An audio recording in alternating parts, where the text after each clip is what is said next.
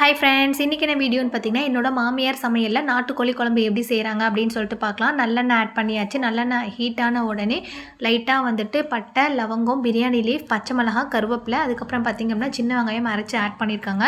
இதெல்லாம் நல்லா வணங்கின பிறகு ஒரே ஒரு தக்காளி வந்து நல்லா கட் பண்ணி எடுத்து வச்சுருக்கோம். ஸோ அதையும் வந்து நான் அதில் ஆட் பண்ணிக்கிறோம்.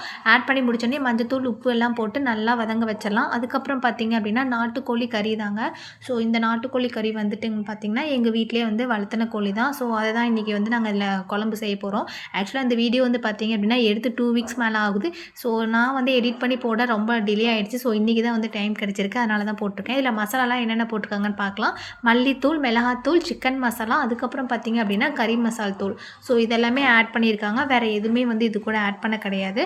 ரொம்ப வந்து டேஸ்ட் ரொம்ப சூப்பராக இருக்கும். ஸோ நீங்கள் கண்டிப்பாக இந்த டிஷ்ஷெல்லாம் ட்ரை பண்ணி பாருங்கள். வீட்டில் எல்லாருக்கும் வந்து லைட்டாக கொஞ்சம் கோல்டு இருக்குது அப்படின்றதுனால இதில் சூப் எடுக்கலாம் அப்படின்றத தண்ணி கொஞ்சம் சேர்த்து ஊற்றிருக்காங்க. ஸோ கறி இதில் நல்லா வெந்த பிறகு பார்த்திங்க அப்படின்னா குழம்பு டேஸ்ட்டு ரொம்ப சூப்பராக இருக்கும். எங்களுக்கு எல்லாமே ஆளுக்கு ஒவ்வொரு டம்ளர் எடுத்து வச்சாச்சு. ஸோ மித்தும் வந்து இதோட டேஸ்ட்டு ரொம்ப சூப்பராக இருக்கும் அப்படின்னு சொல்லிட்டு குடிக்க ஆரம்பிச்சிட்டாங்க.